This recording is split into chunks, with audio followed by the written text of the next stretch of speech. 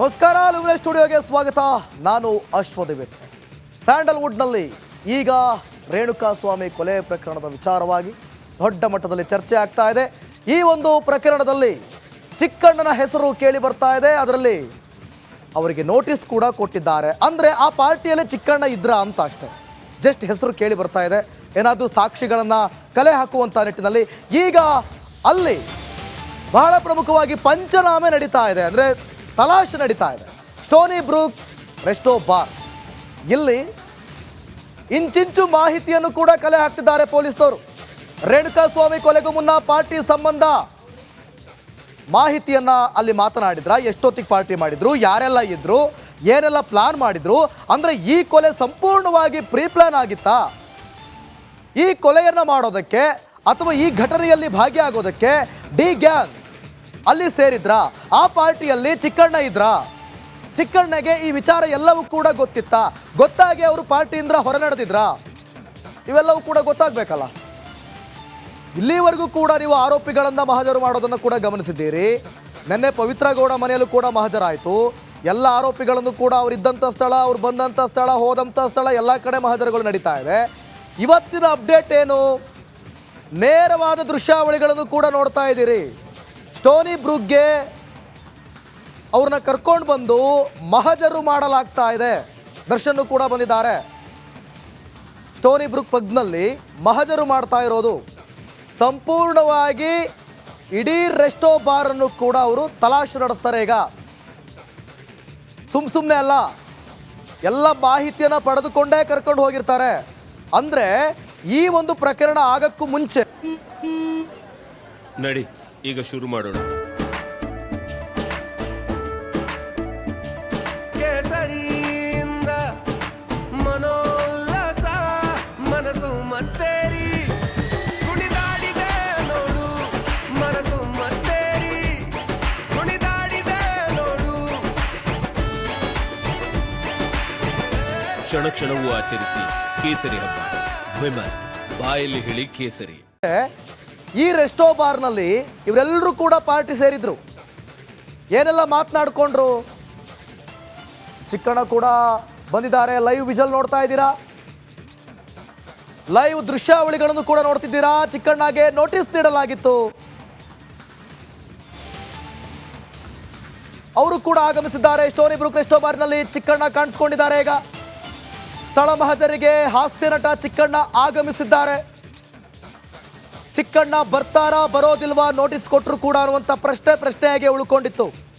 ಒಂದು ವೇಳೆ ನೋಟಿಸ್ ಕೊಟ್ಟ ಮೇಲೂ ಕೂಡ ಬರಲಿಲ್ಲ ಅಂತಂದ್ರೆ ಮತ್ತೊಂದು ನೋಟಿಸ್ ಕೊಡುವಂಥ ಸಾಧ್ಯತೆಯೂ ಕೂಡ ಇತ್ತು. ಆದರೆ ಚಿಕ್ಕಣ್ಣ ಸ್ವಲ್ಪ ಇಲ್ಲಿ ಬುದ್ಧಿವಂತಿಕೆ ತೋರಿಸ್ತಿದ್ದಾರೆ ಅಂತ ಕಾಣುತ್ತೆ. ಸ್ಥಳ ಮಹಜರಿಗೆ ನೇರವಾಗಿ ಆಗಮಿಸಿದ್ದಾರೆ. ಸ್ಟೋನಿ ಬ್ರೂಕ್ ರೆಸ್ಟೋ ಬಾರ್ನಲ್ಲಿ ಚಿಕ್ಕಣ್ಣ ಕಾಣಿಸ್ಕೊಂಡಿದ್ದಾರೆ.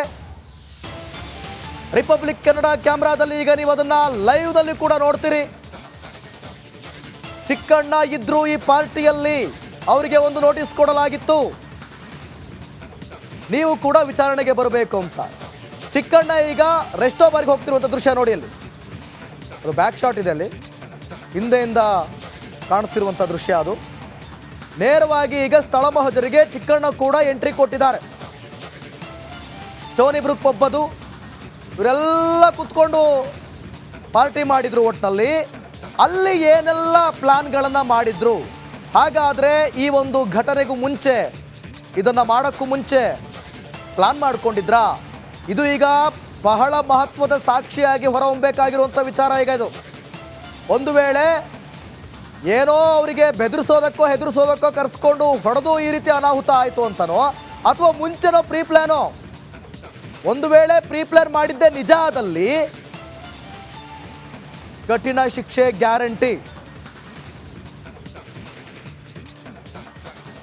ದೃಶ್ಯಾವಳಿಯಲ್ಲಿ ಕೂಡ ನೀವು ಗಮನಿಸ್ತಾ ಇದ್ದೀರಾ. ಇದು ಚಿಕ್ಕಣ್ಣ ಬರ್ತಿರುವಂತ ದೃಶ್ಯ ನೋಡಿ. ಇದು ಚಿಕ್ಕಣ್ಣ ನೋಡಿ.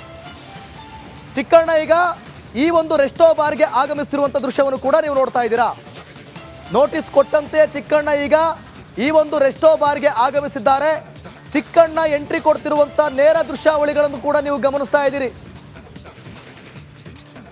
ಆಗಮಿಸಿ ಈಗ ಸ್ಥಳ ಮಹಜರಲ್ಲೂ ಕೂಡ ಅವರು ಭಾಗಿಯಾಗ್ತಾರೆ. ನೀವು ಕೂಡ ಪಾರ್ಟಿಯಲ್ಲಿ ಭಾಗಿಯಾಗಿದ್ರಾ, ನೀವಿದ್ದಂಥ ಸಂದರ್ಭದಲ್ಲಿ ಏನೆಲ್ಲ ಮಾತನಾಡಿದ್ರು, ಯಾರೆಲ್ಲ ಇದ್ರು ಯಾರೆಲ್ಲ ಹೋದ್ರು ಈಗಾಗಲೇ CCTV ದೃಶ್ಯಾವಳಿಗಳಲ್ಲಿ ಪೊಲೀಸರು ಮಾಹಿತಿಯನ್ನು ಕಲೆ ಹಾಕಿರ್ತಾರೆ ನೋಡಿ. ಚಿಕ್ಕಣ್ಣ ಬಹಳ ವೇಗದಲ್ಲಿ ಹೋಗ್ತಾ ಇದ್ದಾರೆ ಒಳಗಡೆ. ಕಾರನ್ನ ಇಳಿತಾರೆ. ಕಾರನ್ನ ಇಳಿದ ಬಳಿಕ ಸೀದಾ ನೇರವಾಗಿ ರೆಸ್ಟೋ ಬಾರ್ ಕಡೆ ಹೋಗ್ತಿರುವಂಥ ದೃಶ್ಯಾವಳಿಗಳನ್ನು ಕೂಡ ನೀವು ಗಮನಿಸ್ತಾ ಇದ್ದೀರಾ. ಅಲ್ಲಿಗೆ ಚಿಕ್ಕಣ್ಣಿಗೆ ಕೊಟ್ಟಂತಹ ನೋಟಿಸ್, ಅದರ ರಿಸಲ್ಟ್ ಇದು.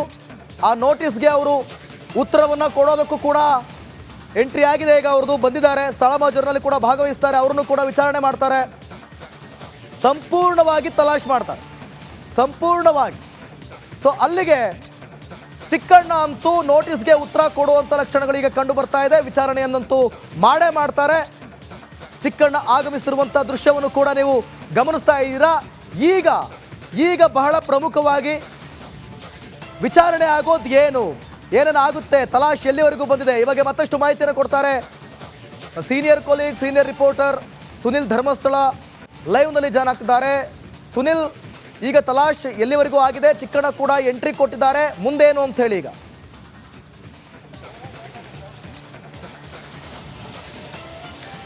ಎಸ್ ದಿವಿತ್, ಈ ರೇಣುಕಾಸ್ವಾಮಿ ಕೊಲೆ ಪ್ರಕರಣಕ್ಕೆ ಸಂಬಂಧಪಟ್ಟ ತನಿಖೆಯನ್ನು ನಡೆಸ್ತಾ ಇರುವಂತಹ ತನಿಖಾಧಿಕಾರಿಗಳ ತಂಡ ಸದ್ಯಕ್ಕೆ ದರ್ಶನ್ ಸೇರಿದಂತೆ ಈ ಒಂದು ಪ್ರಕರಣದಲ್ಲಿ ಸ್ಟೋನಿ ಬ್ರೂಕ್ಸ್ನಲ್ಲಿ ಕೂತ್ಕೊಂಡು ಯಾರ್ಯಾರು ಮಾತುಕತೆಯನ್ನು ನಡೆಸಿದ್ರು ಅವರೆಲ್ಲರನ್ನು ಕೂಡ ಸ್ಥಳ ಮಹಜರಿಗೋಸ್ಕರ ಕರ್ಕೊಂಡೋಗಿದ್ದಾರೆ ಮತ್ತು ಈಗ ರೈಟ್ ನೌ ಸ್ಥಳ ಮಹಜರು ನಡೀತಾ ಇದೆ.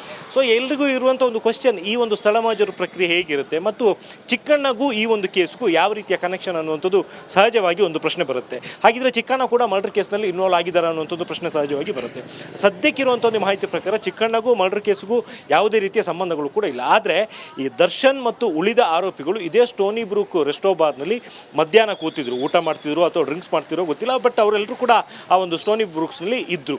ಅದೇ ಸಂದರ್ಭದಲ್ಲಿ ಇವರು ಮನೆಯಲ್ಲಿ ಕೆಲಸ ಮಾಡ್ತಿದ್ದಂತಹ ಪವನ್ ಅಲ್ಲಿಗೆ ಬಂದಿದ್ದ. ಅಲ್ಲಿ ಬಂದು ರೇಣುಕಾಸ್ವಾಮಿಯನ್ನು ಚಿತ್ರದುರ್ಗದಿಂದ ಕರ್ಕೊಂಡ್ಬಂದು ನಮ್ಮ ಪಟ್ಟಣಗೆರೆ ಬಳಿ ಇರುವಂಥ ಶೆಡ್ನಲ್ಲಿ ಕೂಡಿ ಹಾಕಿದ್ದೀವಿ ಅನ್ನುವಂಥದ್ದು ವಿಚಾರವನ್ನು ತಿಳಿಸಿದ್ದ.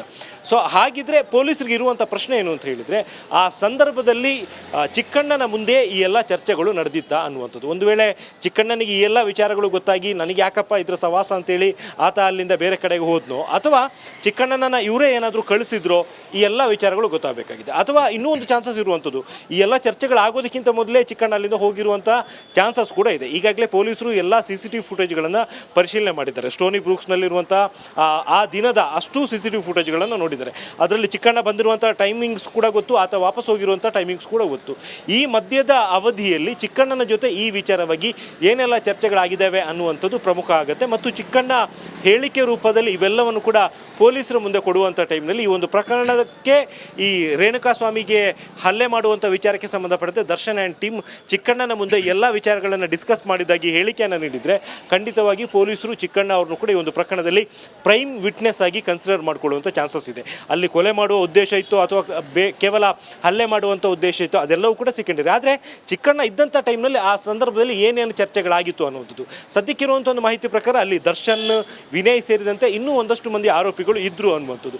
ಚಿಕ್ಕಣ್ಣನ ಇನ್ವಾಲ್ವ್ಮೆಂಟ್ ಇದರಲ್ಲಿ ಕೇಸ್ನಲ್ಲಿ ಇಲ್ಲದೆ ಹೋದರೂ ಕೂಡ ಅವರ ಒಂದು ವಿಟ್ನೆಸ್ಗಳು ಈ ಒಂದು ಕೇಸಿಗೆ ತುಂಬಾ ಪ್ರಮುಖ ಆಗುತ್ತೆ. ಹಾಗಾಗಿ ಇದಕ್ಕೆ ಸಂಬಂಧಪಟ್ಟಂತೆ ಈಗ ಆರೋಪಿಗಳನ್ನು ಆ ಒಂದು ಸ್ಟೋನಿ ಬ್ರೂಕ್ಸ್ಗೆ ಕರ್ಕೊಂಡ್ಬಂದಿರುವಂತಹ ಪೊಲೀಸರು ಒಂದು ಕಡೆ ಆರೋಪಿಗಳ ಕಡೆಯಿಂದ ಈ ಮಾಹಿತಿಗಳನ್ನು ಪಡ್ಕೊಳ್ಳೋದ್ರ ಜೊತೆಗೆ ಚಿಕ್ಕಣ್ಣ ಅವ್ರ ಕಡೆಯಿಂದಲೂ ಕೂಡ ಅವತ್ತು ಏನೇನಾಯಿತು ಅನ್ನೋದ್ರ ಬಗ್ಗೆ ಮಾಹಿತಿಗಳನ್ನು ಪಡ್ಕೋತಾರೆ. ಇದು ಈ ಒಂದು ಸ್ಥಳ ಮಹಜರ್ನ ಭಾಗವಾಗಿ ನಡೀತಾ ಇರುವಂಥ ಪ್ರಕ್ರಿಯೆಗಳು. ಇದಾದ ಬಳಿಕ ಚಿಕ್ಕಣ್ಣ ಅವ್ರನ್ನ ಒಂದು ಪೊಲೀಸ್ ಸ್ಟೇಷನ್ಗೆ ಕರೆಸ್ಕೊಂಡು ಅವ್ರ ಕಡೆಯಿಂದ ಸಂಪೂರ್ಣವಾದಂಥ ಹೇಳಿಕೆಗಳನ್ನು ದಾಖಲು ಮಾಡ್ಕೋಬೋದು, ಅಥವಾ ಪೊಲೀಸರು ಬೇರೆ ಯಾವುದಾದ್ರು ಒಂದು ಪೊಲೀಸ್ ಸ್ಟೇಷನ್ಗೆ, ಕಾಮಾಕ್ಷಿಪಾಳ್ಯ ಸ್ಟೇಷನ್ಗಾದರೂ ಕರೆಸ್ಕೊಂಡು ಚಿಕ್ಕಣ್ಣ ಅವ್ರ ಕಡೆಯಿಂದ ಹೇಳಿಕೆಗಳನ್ನು ದಾಖಲು ಮಾಡ್ಕೋಬೋದು. ಇವೆಲ್ಲವೂ ಕೂಡ ಮುಂದಿನ ದಿನಗಳಲ್ಲಿ ಚಾರ್ಜ್ ಶೀಟ್ ಸಲ್ಲಿಸುವಂಥ ಟೈಮ್ನಲ್ಲಿ ತನಿಖೆಗೆ ತುಂಬಾ ಪೂರಕ ಆಗಿರುತ್ತೆ. ದಿವಿತ್.